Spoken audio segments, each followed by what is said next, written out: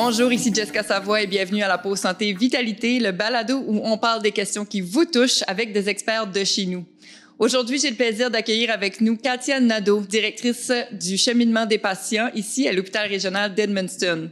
Donc, Katia, aujourd'hui, on va parler d'une des 3 grandes priorités du réseau, le cheminement des patients. Donc, pour ceux et celles à la maison qui ne savent pas c'est quoi le cheminement des patients, est-ce que vous pouvez nous expliquer? Oui, je vais vous expliquer ça. Écoutez, c'est pas compliqué, c'est juste qu'il faut que tu le comprennes pour le savoir. Vraiment, nous autres, notre objectif, c'est vraiment d'avoir le patient à la bonne place, soigné par les bonnes personnes au bon moment.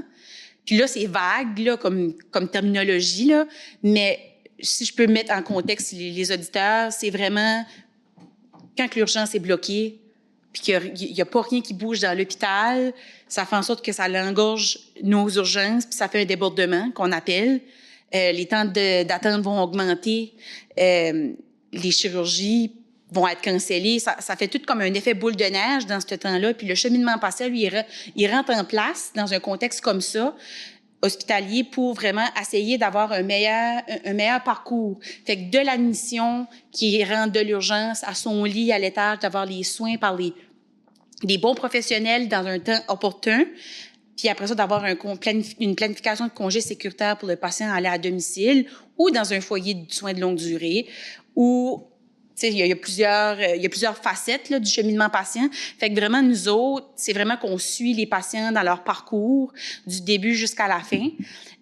Puis pour ça, tu sais, oui, nous autres, on suit ça, mais ça prend vraiment toutes les équipes multidisciplinaires qui travaillent avec nous autres pour pouvoir faire en sorte que ça fonctionne, puis que ça fonctionne bien pour nos patients, dans le fond. Fait que je peux l'expliquer comme ça? Non, là? c'est très bien expliqué. Donc, dans le fond, c'est un peu on parle du cheminement du patient, c'est un peu de suivre le chemin du patient de son arrivée ici à l'hôpital jusqu'à son congé. C'est ça. Parfait. Puis qu'est-ce que ça donne d'avoir une meilleure organisation de ça du début à la fin? Qu'est-ce que ça vous apporte au réseau de santé vitalité d'organiser tout ça? Ça n'apporte beaucoup, mais je vais vous mettre en contexte un peu, peut-être, je vais dire 5 ans passés. Peut-être juste avant le COVID, parce que là, avec la COVID, c'est plus dur à mettre des exemples, mais avant le COVID, on subissait beaucoup de débordements. Il y avait beaucoup de, tu sais, on le voyait passer sur les réseaux sociaux, il y avait des temps d'attente assez élevés à l'urgence. Ça faisait en sorte que on pouvait pas voir les patients aigus, puis on s'entend, puis je veux qu'on comprenne bien ça. L'hôpital est un milieu de soins aigus, donc on est là pour traiter des patients qui ont des troubles médicaux aigus. Ça, c'est important de savoir ça parce qu'on est les seuls vraiment dans nos communautés qui offrent ces services-là. Fait qu'il faut les protéger. Puis un peu, nous autres, notre rôle, c'est d'essayer de protéger ces soins critiques-là qu'on appelle. Les soins critiques, c'est vraiment les gens qui sont le plus malades, les plus vulnérables. Fait que, dans le fond, avant ça, il n'y avait pas de cheminement patient, ça n'existait pas. Puis on se rendait compte qu'il y avait beaucoup de silos. Fait que tout le monde travaillait pour, on dit une business, là, mais pour son secteur ou sa discipline. Mais on se rendait compte qu'en faisant des silos comme ça, il y avait beaucoup de trous, il y avait beaucoup d'oublis, manque de communication, la gestion, un petit peu la préparation pour le congé, c'était pas bien fait qu'on retardait le congé de plusieurs jours en cause de ça. Fait que vraiment, c'est le cheminement patient, l'équipe de cheminement patient, là, nous autres, on est là pour rassembler tout le monde autour de la table qui sont dans le plan de soins du patient, puis on les amène, puis on dit, OK, c'est quoi le plan pour ce patient-là? Où est-ce qu'on s'en va? Vraiment parce que, tu sais, tout de suite, on voit le cheminement patient comme accélérer des congés puis faire des congés, mais c'est pas seulement juste ça. C'est vraiment de s'assurer que le patient a, tous les soins qu'il a de besoin pendant son hospitalisation, puis qu'il n'y ait pas de délai de prise en charge, mais aussi de planifier un congé sécuritaire pour le patient puis la famille. C'est un peu un accompagnement qu'on fait. Tantôt, tu as parlé un peu de travailler en silo, puis c'est vraiment quelque chose qu'on voit dans comme plein de monde du travailler en silo. Fait que c'est vraiment pas facile de briser ces façons de travailler-là. Fait que vous avez probablement vécu un peu ce qu'on appelle la gestion de changement. Comment vous avez vécu ça? Changer des façons de travailler, c'est pas évident quand même. Non, c'est vraiment pas évident. Puis écoute, c'est la façon que pour moi, selon moi, une gestion de changement, c'est l'approche que tu as avec les gens, puis comment tu vas expliquer ton changement. Puis c'est un peu, on dirait qu'on s'en va à la vente, là. On va vendre, comme on va vendre un char, là. Ben, il faut vendre notre produit qui est le cheminement patient. Fait que, qu'est-ce qui est bénéfique pour les travailleurs de la santé? Et puis pour les patients, de nous impliquer dans le processus de congé ou dans le processus du soin aux patients. C'est vraiment là. Puis, comme tu dis, silo, là, puis oui, il y a des silos, puis oui, on a eu à faire une gestion de changement par rapport à ça, parce que, puis c'est normal, l'être humain comme ça, on va tout le temps avoir le focus sur nos choses, mais la minute qu'il y a quelqu'un d'autre qui rentre un peu puis nous déstabilise, ça va tout le temps susciter une réaction un peu négative. Mais tu sais, je pense que le message qu'il faut passer, c'est qu'on est vraiment des alliés. Autant pour médical, autant pour les services professionnels, puis autant pour le nursing, puis autant pour les patients. Tu sais, on est vraiment, nous autres, on est là dans un esprit vraiment de collaboration, d'entraide, puis le cheminement patient, là, il n'existe pas si on n'a pas le buy-in ou l'engagement de tous les autres services alentours. On est très dépendant de tout le monde. Tu sais, comme on est des gens qui oui, on travaille vers un objectif commun, un but commun, mais c'est tout décider en conséquence des actions des autres services professionnels, s'ils sont engagés ou pas. Fait que ça a été vraiment ça, plus la gestion de changement. C'est sûr qu'il y a un changement de culture aussi qui s'installe, de dire, OK, on priorise les congés, on priorise la gestion de lit, on priorise le flux.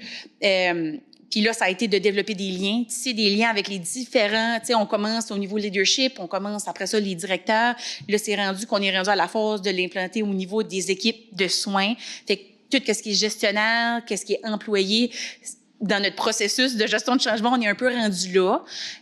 Ça va quand même bien, je te dirais, puis je parle au nom de tous les directeurs de cheminement patient dans les zones, là. On a une grosse amélioration depuis le début qu'on est rentré dans nos postes. Au niveau de ça, c'est sûr qu'il y a toujours de l'amélioration à faire, puis ça, c'est dans la vie de tous les jours. Mais on veut vraiment que le monde commence à comprendre l'impact qu'on a. Puis oui, à court terme, des fois, ça a l'air à être une surcharge de travail pour tout le monde, mais je pense qu'à long terme, on va gagner beaucoup de choses qui va faire en sorte que, de un, il y aura peut-être moins de débordements à l'urgence. Les gens vont être moins pressés de faire des congés puis d'être comme, ben là, je suis poussée, puis là, je sens que j'ai de la grosse pression, parce que là, on va savoir vraiment établir une façon de travailler, que le monde va avoir cette culture-là. OK, en commençant à la mission, je planifie le congé. Le but, je l'admets, mais c'est pour un retour, là. Parce que c'est pas un milieu de vie, l'hôpital. C'est vraiment, c'est là pour des soins critiques, puis après ça, nous autres, tu sais, c'est un patient et deux patients, puis ça n'arrête pas de rentrer, là. Fait que, tu sais, à un moment donné, faut vraiment être minutieux dans la façon qu'on gère nos lits puis qu'on gère nos effectifs. Fait que c'est comme tout ça ensemble, là.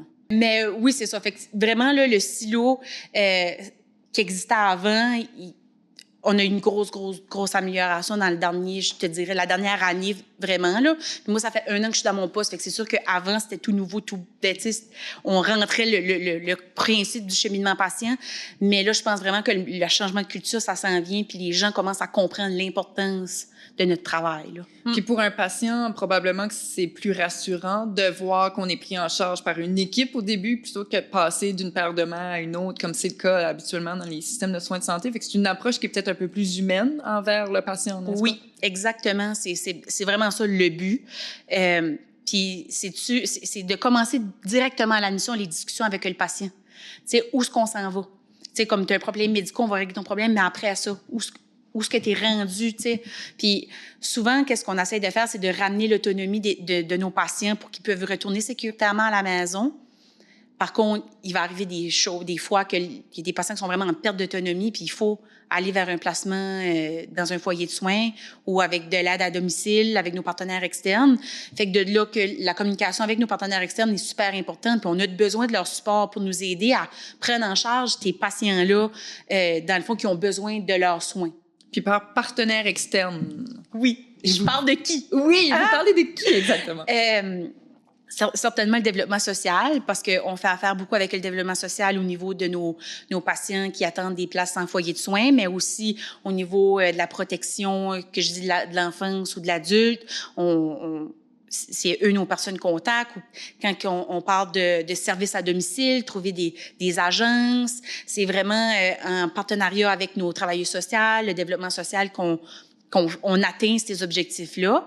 Il y a aussi l'extramural, fait que notre programme extramural qui est là dans notre communauté pour vraiment assurer peut-être plus des techniques de soins aigus, mais à domicile. Les autres, c'est un de nos gros partenaires qu'on a à travailler avec eux autres. Puis, c'est sûr, la communauté. Moi, je vais le dire la communauté parce que les communautés font partie un peu de nos partenaires externes parce que les familles des patients ont une grosse influence sur la sortie. Puis ça, je pense qu'on n'en parle pas assez.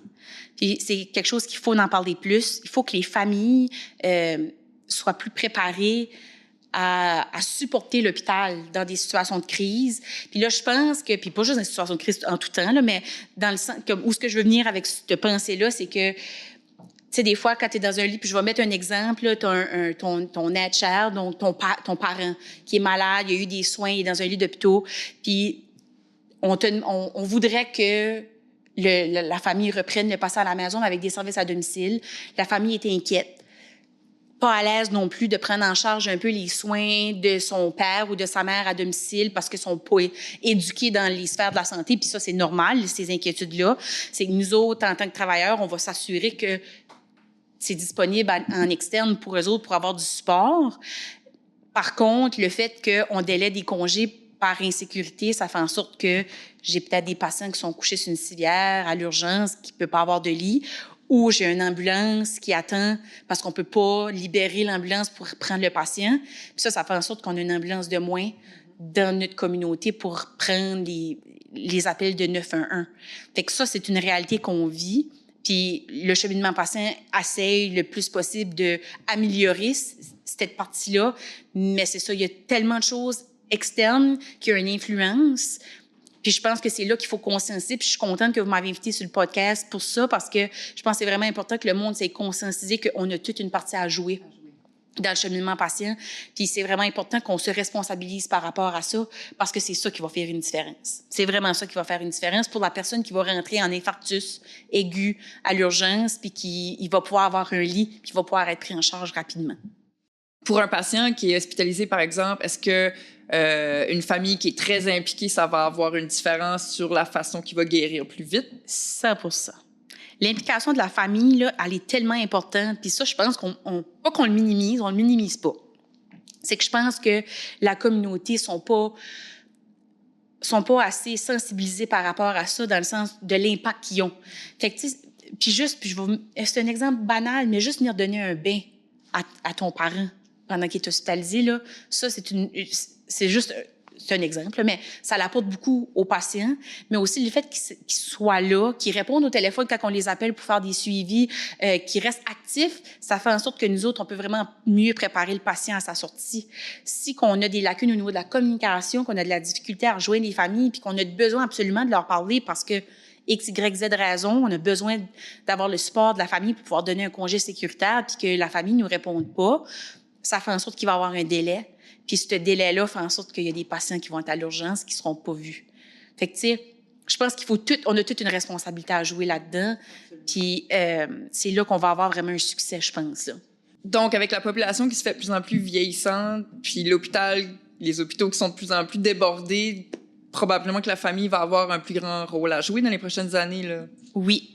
Puis, je pense que ça commence déjà à faire le tour au niveau de la province, là.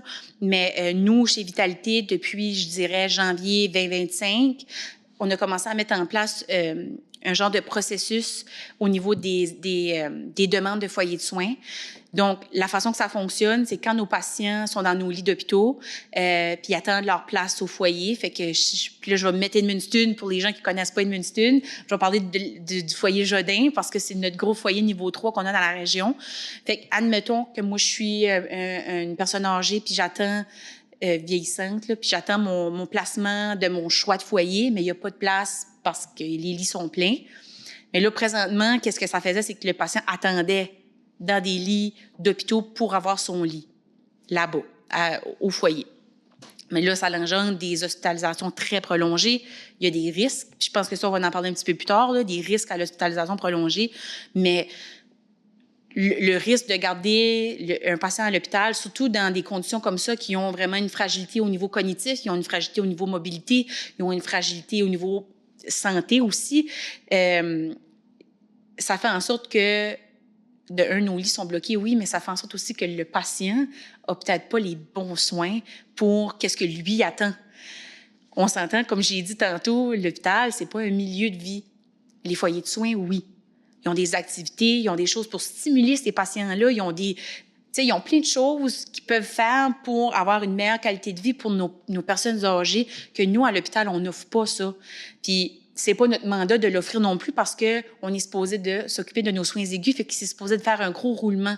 Fait qu'on n'a pas cette partie-là. Nos personnes âgées attendent dans nos lits d'hôpitaux au lieu d'être dans un lit qui serait plus adapté pour eux. Fait que c'est pour ça que là, à partir de janvier 2025, on a commencé à faire des placements provisoires, qu'on appelle. Fait que ça, ces placements provisoires-là, c'est vraiment quand on a un patient qui veut aller au foyer Jodin, exemple, mais il n'y a pas de lit disponible. Par contre, dans un rayon de 100 km de distance du lit de domicile du patient, dans sa langue qu'il a choisie, s'il y a un lit disponible, on va faire un placement provisoire qu'on appelle. Fait que temporairement, pendant que son lit à son foyer initial soit prêt ou soit disponible, il va aller attendre dans un autre foyer niveau 3 ou dans un autre foyer niveau 2, dépendamment qu'est-ce qui est disponible puis qu'est-ce qui est le niveau de soins que le patient a besoin. Mais ceci étant dit, ça fait en sorte que, le patient, il est moins à risque parce qu'il est moins dans un lit d'hôpital, fait qu'il est moins à risque de pogner des maladies nosocomiales. Fait que quand on parle de maladies nosocomiales, c'est toutes les maladies transmises par infection à l'hôpital. Ça, c'est un risque majeur que tu peux avoir quand tu restes hospitalisé trop longtemps. Le manque de mobilité aussi. Quand on reste, c'est prouvé que les patients hospitalisés restent dans leur lit plus souvent, qui fait en sorte qu'on perd d'autonomie. Fait que, c'est tous des facteurs cognitifs, c'est la même chose, des déliriums. Fait que quand les patients viennent confus, puis là, avant l'hospitalisation, ils sont pas confus, puis là, à l'hospitalisation, ils sont confus, les familles se demandent, pourquoi? Mais le changement d'environnement, les médicaments, la maladie, ça peut tout causer ça. C'est tous des facteurs qui peuvent causer puis aggraver ça. Tandis que si on remet le patient dans un lit qui est adapté pour lui, donc un foyer de soins avec des activités stimulantes, des visites régulières, ça fait en sorte que le patient est mieux encadré dans son environnement de vie, puis en même temps, nous autres, ça fait de la place pour nos patients de soins critiques qui attendent pour un lit.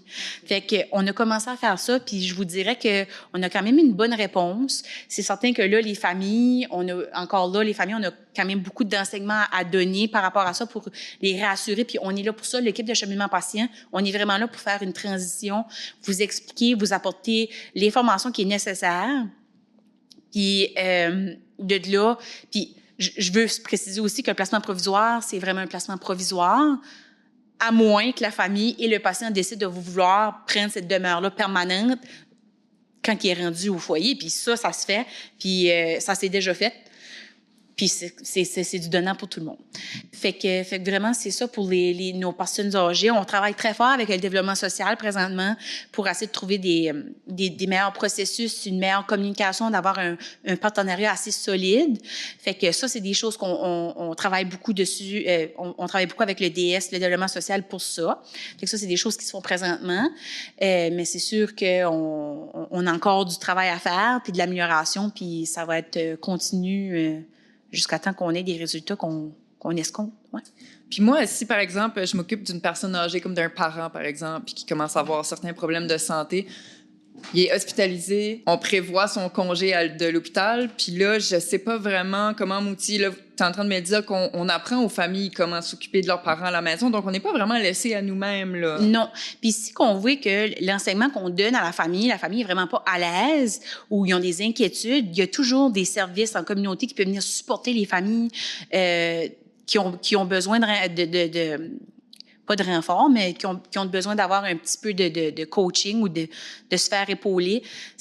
Nous autres, on est là, le cheminement patient, on est là pour ça. On a des travailleuses sociales qui font les premiers contacts.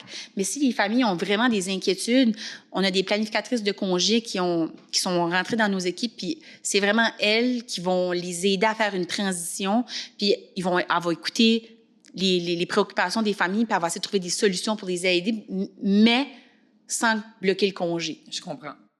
Puis une personne, par exemple, qui a fait un accident de voiture, elle doit réapprendre à marcher, puis tout ça, il y a probablement des façons de rendre son congé plus vite en lui donnant des bons outils pour presque à la maison ou en faisant des contacts avec des physios. Il y a probablement différentes façons aussi. Oui. Bien, c'est sûr que dépendamment de la condition du patient, là, parce qu'il y a des complexités qui viennent avec ça, mais l'extramural, eux autres, ils offrent un service de REER qu'on appelle. Fait que ça, c'est un peu de la réhabilitation, mais à la maison. Puis c'est un service qu'ils ont même bonifié là, dans la dernière année, qui est très bien. Puis nous autres, on essaie de l'utiliser assez fréquemment. C'est certain que c'est ça, quand il y a des comorbidités, puis il y a des évaluations médicales qui sont un peu plus complexes, c'est certain que ceux-là, c'est moins des patients qu'on va envoyer avec l'extramural parce qu'on veut s'assurer quand même que ça soit sécuritaire. Fait que c'est ça, on a cette opportunité-là, par exemple, de pouvoir envoyer ces patients-là à domicile plus rapidement avec le programme extramural pour faire justement de la réhabilitation. Eux autres, ils ont des physios, ils ont des ergothérapeutes pour aller faire de l'enseignement puis de supporter les familles. Puis en parlant de supporter les familles, est-ce que vous rencontrez aussi les familles dès le début du parcours du patient ou c'est gardé par la fin un petit peu? Est-ce qu'on essaie d'impliquer les familles un petit peu plus? Oui, on essaie d'impliquer les familles un petit peu plus. Je te dirais qu'on n'est pas là encore à 100%. On a encore du travail à faire par rapport à ça. Puis je pense que le besoin est là. Vraiment de s'asseoir du début, d'avoir une communication ouverte avec nos familles, justement pour le bien-être du patient. Puis moi, mon équipe de cheminement, surtout mes planificatrices de congé, mais tu sais, mes surveillantes aussi, on essaie de s'impliquer beaucoup dans les dossiers, puis de voir comment on peut bonifier l'équipe au niveau des travailleuses sociales pour pouvoir aider justement avec les familles. Parce qu'on le sait que c'est une complexité là, par rapport au congé. Fait que, puis on sait que les TS ont beaucoup de choses, les travailleuses sociales ont beaucoup de choses à faire. Fait qu'on essaie de prendre ça au jeu. C'est sûr qu'on a du travail à faire. Là. Mais c'est quand même assez bébé comme projet, là, oui, le cheminement des patients. Là, oui, c'est récent. Fait qu'on est vraiment en train de monter notre secteur solidement, là, présentement, avec nos politiques. Mais c'est ça, on est vraiment dans le début. Fait qu'on est en apprentissage aussi, puis on est des gens qui aiment beaucoup... pas qu'on veut pas mettre de pression, mais on est quand même très flexible dans notre façon de faire, fait qu'on est adaptable facilement. Fait que c'est ça. Ça, c'est un point fort de l'équipe, là. Fait qu'on est capable de s'adapter, mettons, aux besoins des différentes familles, aux différentes unités de soins, parce qu'ils ont toutes des particularités différentes. Fait qu'il faut s'adapter à ça, nous autres, à travers de notre travail, là. Puis là, tu m'as dit que ça faisait un peu plus d'1 an, je pense, que tu occupes ce rôle-là. Est-ce que tu as vu un grand changement, une amélioration depuis le début de l'implantation de ces systèmes-là? Écoute, nous autres, à l'hôpital d'Edmundston, là, je vais parler vraiment plus pour l'hôpital. J'ai fait un projet avec mon équipe de cheminement patient au niveau des temps d'attente pour un lit de l'urgence à l'étage. Puis là, je vais parler de chiffres, puis ça va peut-être pas parler à personne, mais le temps d'attente moyen du parcours patient quand il était admis de l'urgence jusqu'à temps qu'il y ait un lit à l'étage, on avait une moyenne de 16 heures d'attente. Puis, dans le meilleur des mondes, ça devrait être 0. OK? Fait que 0, mais 16 heures d'attente, c'est quand même beaucoup. C'était plus que tous les autres hôpitaux de vitalité, là, des urgences de vitalité. Fait que j'ai travaillé avec mon équipe pour voir comment on pouvait améliorer ce côté-là. Puis vraiment, juste avec de la communication, puis de la collaboration, puis de l'entraide, on a passé de 16 heures à une moyenne de 4 heures. Wow! Dans la dernière année seulement? Depuis le mois de mai. Wow! Donc, pas encore 1 an. Vous avez déjà vu des changements quand même assez majeurs, là. Oui. Donc, on peut s'attendre que cette façon de travailler-là qui va se fignoler là, au cours des années, ça va vraiment avoir un impact majeur sur la façon qu'on gère le système de santé. Oui. Puis je pense que ça va être là vraiment la clé, qu'il y ait des gens qui sont là pour vraiment superviser le flot. Ça c'est ça. Je pense que c'est vraiment une recette gagnante, là. Présentement, en tout cas, ça gagne. Ça va bien. En terminant, Katia, on parlait beaucoup du rôle de la famille. Est-ce qu'il y a des choses qui sont importantes de discuter avec nos parents ou avec les membres de notre famille lorsqu'on tombe malade ou lorsqu'on est hospitalisé? Oui, il y a une chose qu'on remarque beaucoup lors des hospitalisations, puis nos patients qui deviennent confus puis qui peuvent plus nécessairement prendre la décision pour eux autres de leurs soins ou leur niveau de soins. Nous autres, on fait tout le temps affaire à la procuration. Puis des fois, il y a souvent, la plupart, en tout cas, je ne vais pas aller là, mais il y a beaucoup de gens qui n'ont pas de procuration. Les gens n'ont pas de procuration, fait qu'on ne sait pas à qui se tourner pour prendre les décisions pour cette personne-là. Par procuration, pour ceux et celles qui ne savent pas c'est quoi, est-ce que tu peux nous expliquer c'est quoi? Une procuration, c'est un document légal qu'on signe justement pour donner l'autorité à une personne de prendre des décisions pour nous autres. Fait que c'est vraiment un document légal qui est signé avec des avocats. Puis ça permet que si, disons, que tu tombes malade ou tu fais un accident de voiture puis que tu perds des fonctions cognitives, bien, la personne qui a la procuration légale, pour toi, c'est la personne qui va prendre des décisions. Fait que quand ça, c'est pas fait, ça fait en sorte qu'on se tourne vers la Cour du Nouveau-Brunswick pour prendre des décisions pour le patient. Puis ça engendre des hospitalisations très prolongées parce que on attend pour que quelqu'un statue sur le bien du patient. Qu'est-ce qu'on va faire? On l'envoie-tu dans un foyer? Puis on voit des patients qui peuvent être hospitalisés des années en cause de ça. Puis nous autres, on appelle ça des curatelles. On appelle ça des curatelles publiques. Ces gens-là qui n'ont pas de procuration. Donc, je pense un élément qui serait vraiment important, c'est de vous assurer avec vos parents, avec votre famille. Assurez-vous que la procuration, vous savez qui a la procuration pour vos soins, puis que ça s'est signé, puis que l'hôpital, on s'est avisé ou au courant à l'admission. Là. Puis comme ça, nous autres, on va pouvoir contacter les bonnes personnes, puis ça va enlever un délai. Ça, c'est pas quelque chose probablement que les gens savent automatiquement. Vous devez voir ça quand même assez souvent, là, des gens qui n'ont pas de procuration. Oui, assez souvent. Puis, tu sais, c'est ça, c'est vraiment, c'est des choses qu'il faut faire vraiment de soi-même. Hein? Faut prendre de soi-même pour aller faire les contacts avec un avocat ou, tu sais, une place légale pour pouvoir faire la procuration. Fait que les gens pense pas nécessairement de le faire, tu sais, comme quand on a un roulement de vie qui va vite, mais je pense vraiment qu'il faut s'arrêter, surtout quand on fait, exemple, le testament, c'est le meilleur temps de faire. Tu fais ton testament, puis tu fais ta procuration en même temps. Fait que comme ça, tu sais que c'est fait, mais si j'aurais vraiment quelque chose à demander à ma communauté, assurez-vous que vos procurations sont faites, sont mises à jour, puis que vous avez la bonne personne à qui vous voulez confier vos soins, si ça vous arrive. Si j'ai une chose à retenir de la conversation que j'ai eue avec toi, c'est vraiment que être malade, ça se prévoit à l'avance. Donc, on peut se préparer à être bien entouré si un jour on peut tomber malade en parlant avec notre famille ou en s'assurant d'avoir quelqu'un pour veiller sur nous. D'avoir un plan aussi si jamais on est hospitalisé puis comment ça va fonctionner. Exactement. C'est super intéressant. J'ai l'impression qu'on va probablement se rencontrer dans le cadre d'une autre entrevue parce que le cheminement des patients va probablement grandement évoluer au réseau de santé et vitalité dans le cours des prochaines années. Oui, je l'espère aussi. Je pense qu'on apporte des beaux résultats. C'est juste, faut continuer, faut pas lâcher, puis c'est ça. Merci beaucoup. Merci à vous. Vous êtes vraiment passionnés, puis ça se voit là dans la conversation qu'on vient d'avoir aujourd'hui. Donc, j'aimerais juste rappeler à nos auditeurs et auditrices qu'on a rencontré aujourd'hui Katia Nadeau, directrice du cheminement des patients dans la zone Nord-Ouest. Merci beaucoup. Merci Katia. À vous autres. C'est un plaisir.